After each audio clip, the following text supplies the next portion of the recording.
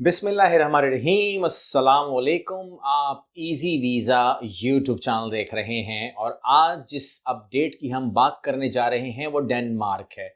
सबसे पहली बात यह है कि हम डेनमार्क पे बात करने ही क्यों जा रहे हैं। वजह उसकी ये है कि डेनमार्क हर साल जनवरी में अपनी नई पॉजिटिव लिस्ट निकालता है और वो आपको मौका देता है कि आप जो लोग हैं, यानी कि ये वो कंट्री है जो बताती है आपको कि आप अगर ये हैं तो अप्लाई कीजिए, हमें फॉरेन वर्कर की ज़रूरत है, मगर अगर आपका पेशा पॉजिटिव लिस्ट में आता है तो अप्लाई कीजिए, वरना ज़हमत मत कीजिए। तो ये कैसे देखना है, कैसे चेक करना है, करना आपने खुद है। अगर आप खुद करना चाहते हैं, अगर हमसे करवाना चाहते हैं तो ऑफिस से रब्ता कीजिएगा, गिवन नंबर्स पर रब्ता कीजिएगा, तो आपको वो भी हेल्प आउट कर सकते हैं। सबसे पहले डेनमार्क में कुछ लोग बोलेंगे भाई इसके टैक्सेस हाई होते हैं। देखिए, एक ऐसा मुल्क जो आपके बच्चों को पूरी तालीम फ्री देने को राजी हो, ऐसा मुल्क जो पूरे खानदान को, आपके पूरे खानदान को पूरी जिंदगी मुफ्त इलाज करने को राजी हो, वो टैक्स ना ले तो क्या कैसे दे आपको, मतलब वो किस तरह दे सकता है आपको सहूलत वो वाली जो वो कर सकता है। दूसरी बात ये कि ये हाईली पेड कंट्री है,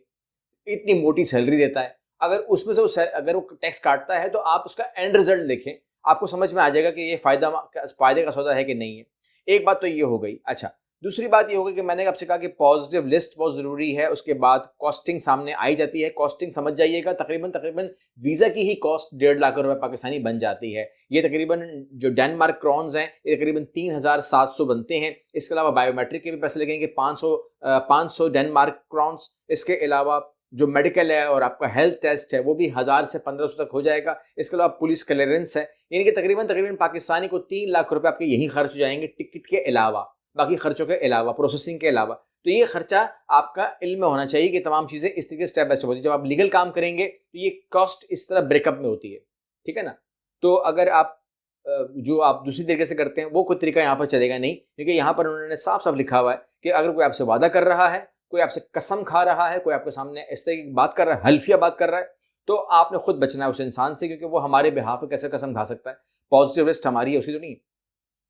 मैं एक काम करता हूं कि मैं आपको सीधा वीडियो में ले जाता हूं, आपको स्क्रीन पर ले जाता हूं, ताकि मेरा काम आसान हो जाए, आपका काम आसान हो जाए। जाना कहाँ है, देखना कैसे है, और मैं आपको क्या दिखा रहा हूं, आप स्क्रीन पर देखेंगे तो ज्यादा समझ में आ जाएगा। याद रख लीजिएगा, अगर मैं ना भी दे सका तो याद रख लीजिएगा, मुश्किल नहीं है। NYI डेनमार्क .dk, ठीक है। NY नजर तो आपको आ रहा है ना, ये वाला, ये यहाँ की बात कर रहा हूं।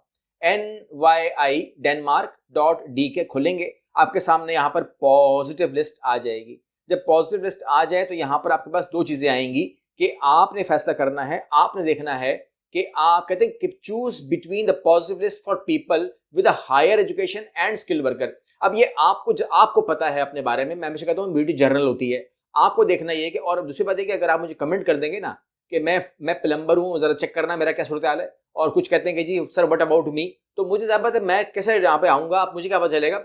आपने खुद अपने डॉक्यूमेंट टेबल पर रखने हैं, ठीक है। अगर आप काउंसलिंग करवाना नहीं चाहते, अगर आपको असेसमेंट नहीं करवानी, तो आपने खुद डॉक्यूमेंट टेबल पे रखने हैं, जहमत करनी है, यहां पर आना है। और the positive list for people with higher education, अगर आप समझते हैं कि आप आला तालीम याफ्ता हैं तो इस तरफ पे आइएगा। और अगर आप समझते हैं कि I am a positive list for skilled worker, मैं स्किल्ड वर्कर में हूं, तो फिर आप यहां पर क्लिक कर दीजिएगा। आपको इस तरीके से कोई भी एक साइड आप खोल लीजिएगा। द पॉजिटिव लिस्ट के अंदर what is the positive list skilled for, is my jobs on the positive list for skilled, what are the conditions, what are my right if I am granted a permit, how long can I stay in Denmark, what should I do if I lose or change my job, can my family granted visa, what more I need to know before apply। तो ये तमाम बातें जो है पढ़ने वाली हैं, बहुत लंबी डिटेल है। दिल तो मेरा कर रहा है कि मैं एक एक खोल के पूरा पूरा ब्रीफ कर दूं, बयान कर दूं, मगर जाहिर सी बात है कि फिर उसके बाद जो है वो मुनासिब कमेंट्स नहीं आते। तो यहाँ पर सबसे पहले आप ये पढ़िएगा कि ये पॉजिटिव का मतलब क्या है, और उसके बाद आप बैक पे जाइएगा और अपने आप को ढूंढ लीजिएगा, क्योंकि यही काम की बात है जो आप जानना चाहते होंगे। यहाँ पर आप कर लीजिएगा, ये is my job on the positive list work में, तो यहाँ पर आप आइएगा और आप अपने आप को पहले तलाश कर लीजिएगा। यहाँ पर आप देखिएगा उन्होंने आपको लिखा हुआ है कि science and engineering associate professionals के लिए ये जगह अवेलेबल है। आप देख रहे हैं कि प्लम्बिंग टेक्नीशियन चाहिए, इलेक्ट्रॉनिक्स टेक्नीशियन चाहिए, ठीक है, सर्विस इलेक्ट्रिशियन चाहिए, फायर इंस्पेक्टर चाहिए, कंस्ट्रक्शन टेक्नीशियन चाहिए, वेल्डिंग इंस्पेक्टर चाहिए, वगैरह वगैरह वगैरह। अगर आप हेल्थ से हैं, आपके सामने आ गया बुक कीपर चाहिए, इसके अलावा बिजनेस एडमिनिस्ट्रेशन में बुक कीपर चाहिए, फॉरवर्डिंग एजेंट चाहिए, वगैरह वगैरह। इसके बाद अगर आप लीगल सोशल वगैरह में हैं तो किचन मैनेजर चाहिए। इसके अलावा इंफॉर्मेशन कम्युनिकेशन में हैं तो आपको डेटा टेक्नीशियन, आई टेक्नीशियन चाहिए। अगर numerical and material recording clerk हैं तो फाइनेंशियल असिस्टेंट चाहिए। पर्सनल सर्विस वर्कर चाहिए, शेफ चाहिए, ठीक है, पर्सनल केयर वर्कर भी चाहिए। इसके अलावा ये देखिए मार्केट ओरिएंटेड स्किल वर्कर में एग्रीकल्चर मैनेजर चाहिए, लैंडस्केप वो चाहिए, एग्रीकल्चर मैनेजर चाहिए, ये सब चाहिए। इसके अलावा नीचे आएंगे तो बिल्डिंग एंड रिलेटेड ट्रेडर्स के अंदर आपके सामने पूरा लिखा हुआ है कि जो बिल्डिंग में वर्कर चाहिए होते हैं उसमें ब्रिक लेयर है, कारपेंटर है, इसके अलावा प्लम्बर ये कारपेंटर सब यहाँ पे दिया हुआ है। हीट एंड वेंटिलेशन टेक्नीशियन चाहिए, हाउस पेंटर चाहिए, जो घर पे रंग करते हैं। इसके अलावा मेटल में, मशीनरी में रिलेटेड में काम करते हैं तो वेल्डर वगैरह, या शिप बिल्डर, या CNC ऑपरेटर, या ऑटो मैकेनिक वगैरह वगैरह, फ्लाइट मैकेनिक सब चाहिए, शिप फिटर। इसके अलावा इलेक्ट्रिकल इलेक्ट्रॉनिक्स के अंदर अपने आप को खुद ढूंढना है आपने, यहाँ पर आप देख लीजिएगा, ठीक है। बुच्चर चाहिए, कसाई चाहिए, बेकर्स चाहिए, और इस तरीके से आपकी लिस्ट स्किल्ड वर्कर में होती है। तो ये तो आपको समझ में आ गया कि पॉजिटिव लिस्ट और उसमें किस तरह आपने काम करना है। अब आगे अगर आप देखें तो यहाँ पर आपको मैं आगे कर ले जाऊँ इसी वेबसाइट के ऊपर nydenmark.edu के ऊपर। तो यहाँ पर you want to apply to visit, live और वर्क इन डेनमार्क। आप बोलेंगे जी मैं करना चाहता हूँ, आप क्लिक कर दीजिए, ठीक है। एक ही वेबसाइट पर सारा काम हो रहा है आपका, ठीक है। क्या करना चाहते हैं आप? शॉर्ट स्टे करना चाहते हैं, विजिट वीजा की मालूमात दे रहा है। रेजिडेंट एज EU स्विस और नहीं, हम नहीं है। इन्वेजन ऑफ यूक्रेन ये भी हम नहीं है। फैमिली नहीं, असाइलम नहीं, वर्क आपका काम है, ठीक है। तो वैसे स्टडी पे, PhD पे भी है, लेकिन हम वर्क पे क्लिक करेंगे, ठीक है। वर्क पे क्लिक करेंगे और आपके सामने you want to apply for a work permit. आपने कहना कीजिए you have been offered salaries employment, नहीं, ठीक है।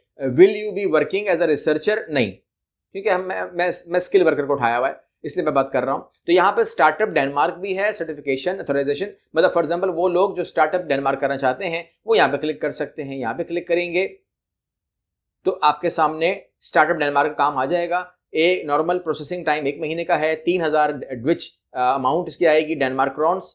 और इसके अलावा आपके देखिएगा व्हाट इज स्टार्टअप डेनमार्क, तो यहाँ पर बहुत वाज़े लिखा होगा कि स्टार्टअप डेनमार्क स्कीम जो है वो फॉरेन एंटरप्रेन्योर्स के लिए है, giving you opportunity to be granted a Danish resident permit in order to establish and run an innovative growth company. तो अगर आप जॉब करना चाहते हैं, तो आपके लिए जॉब ऑफर होनी चाहिए, आप जॉब पे जाएंगे। अगर आप बिजनेस करना चाहते हैं तो स्टार्टअप वीजा है, कोई बड़ी फीस नहीं है। आप स्टार्टअप काम करना चाहते हैं मगर इसके लिए आपको एक आइडिया पिच करना होगा, और वो आइडिया पिच करने के बाद आपको अप्लाई करना होगा। यहाँ पर पूरा जो ऑप्शन है यहाँ पे दिया हुआ है कि व्हाट आर द कंडीशंस, ठीक है, पढ़ सकते हैं आप उसको। व्हाट आर द राइट जो मुझे मिल जाएगा, and how long I can stay in. तो ये तमाम चीजें पढ़ने वाली हैं। आप अपडेट देख रहे हैं, जो अपडेट है ये 7/1/2026 की है, ठीक है ना। यानी कि जब मैं वीडियो बना रहा हूँ तो 10-12 दिन ही हुए हैं ये अपडेट हुए हुए, कोई पुरानी बात नहीं है। क्योंकि कोई कमेंट कर सकता है कि जी मैं तो 20 साल से रह रहा हूँ, ऐसा कुछ भी नहीं है। तो ये उसको हमने बताना है कि उनकी वेबसाइट, ऑफिशियल वेबसाइट के ऊपर 7/1/2026 की अपडेट है। ये बात हो गई। अब मैं जो आपसे बात करने जा रहा हूँ वो भी गौर सुन लीजिएगा कि अगर आप लोग वर्क वीज़ा के हवाले से बात करें, आपको मैंने बता दिया कि आप विजिट वीज़ा की बात करेंगे तो भी डिटेल मिल जाएगी। बिजनेस स्टार्टअप की बात करेंगे तो कोई इतने बड़े पैसे नहीं है, वो भी शुरू कर सकते हैं। और जॉब की मैं बात कर रहा था आपसे, तो जॉब के लिए आपको मैं कुछ वेबसाइट्स दे रहा हूं जिसमें workindenmark.dk बड़ी खास होती है। workindenmark.dk ये बड़ी खास है, इस पर जरूर अप्लाई कीजिएगा। इसके अलावा लिंक्डइन को ठीक करके उस पर जरूर अप्लाई कीजिएगा, जॉब सब्सक्राइब कर लीजिएगा। एंड jobsindex.dk ये बड़ी खास है, इस पर कीजिएगा। और इसके अलावा कंपनी की अपनी वेबसाइट्स भी हैं, उस पर भी कीजिएगा। ये हो गया। इसके अलावा इसकी कोई इतनी बड़ी फीस नहीं होती है। मैंने बता दिया आपको कि 1.5 लाख रुपए वीज़ा फीस और तकरीबन 3 लाख रुपए ओवरऑल आपका ये टिकट के अलावा इसमें खर्च आ जाता है। इसके अलावा इसमें ऐसी कोई चीज़ नहीं है जो मैं आपको भी डिटेल में लेके जाऊं। आपने करना क्या है, आपके सामने मैंने लिस्ट रख दी है। आप हाईली स्किल्ड वर्कर हैं, आप एजुकेशन बेस पे जाना चाहते हैं, या आप एंटरप्रेन्योर पे जाना चाहते हैं। जो लोग जॉब पे जाना चाहते हैं वो लोग इन वेबसाइट्स के ऊपर अप्लाई करेंगे, अपनी सीवी बनाएंगे, यूरोपियन स्टाइल की कवर लेटर बनाएंगे। उनको फॉरेन वर्कर चाहिए, तभी उन्होंने पॉजिटिव लिस्ट दी है। पॉजिटिव लिस्ट उन्होंने दी है फॉरेनर्स को, ठीक है, जो आउट ऑफ डेनमार्क हैं, आउट ऑफ यूरोपीय यूनियन है, उन लोगों को दी है। तो आप लोगों ने अपनी सीवी बनानी है, इंटरनेशनल सीवी बनानी है, यूरोपियन स्टाइल बनानी है, एटीएस अप्रूव होनी चाहिए, कवर लेटर भी एटीएस अप्रूव हो, और उनको इन तमाम जगहों के ऊपर आपने पेश करना है और मेहनत करनी है, टारगेट करना है अगर आप जॉब के लिए करना चाहते हैं। तो दिमाग में खर्चा रखें, तकरीबन 6-7 लाख रुपए आपका ओवरऑल टिकट समेत, प्रोसेसिंग समेत और इस वीज़ा की फ़ीस समेत तकरीबन 6-7 लाख रुपए खर्चा आ सकता है। अब यही वो काम है जिसको आपके लिए महंगा करके बेचा जाएगा, आपके ऊपर 30-35 लाख, 40 लाख, 50 लाख रुपए खर्च बताया जाएगा। ऐसा कुछ भी नहीं है। यही सारा काम आपको मैंने बता दिया है कि अगर आप तरीके से करें तो आपको जॉब कंपनी से भी आ जाएगी, आपको ऑफर लिंक्डइन पर से भी आ जाएगी, आपको इंडीड से भी आ जाएगी, आपको हर तरीके से ऑफर आ सकती है। लेकिन आपने फैसला ये करना है कि आप किस तरफ जाना चाहते हैं। अगर कंफ्यूज हैं तो फिर आप बेहतर है कि आप असेसमेंट में आ जाएं, बेहतर है कि आप इस मौजू पे बात कर लें, और बेहतर है कि हम एक रूट पकड़ लें और उसके ऊपर हम मुकम्मल काम करें। अगर जॉब का है तो जॉब के ऊपर पूरा रूट है हमारे पास, अगर बिजनेस है तो बिजनेस के ऊपर भी फिर हमें ज़ाहिर सी बात है कि आपको तो एंगेज रखना है, लेकिन हमने फिर इदारे से बात करनी है कि वो क्या क्या तकाजे करता है, क्या क्या बात करता है। और इतनी बड़ी फीसेस नहीं है ये। अगर आप वो काम करते हैं ना, लीगल काम करते हैं, तो बड़ी बड़ी फीसों से आप बच जाते हैं, लेकिन टाइम थोड़ा लग जाता है, बस इतने से फ़र्क है। Denmark is a good country. Denmark ने जो अभी अपडेट्स दी हैं ये आप लोगों के लिए है, इसको ज़रूर अवेल कीजिए। अगली वीडियो मिलते हैं। अल्लाह हाफिज़।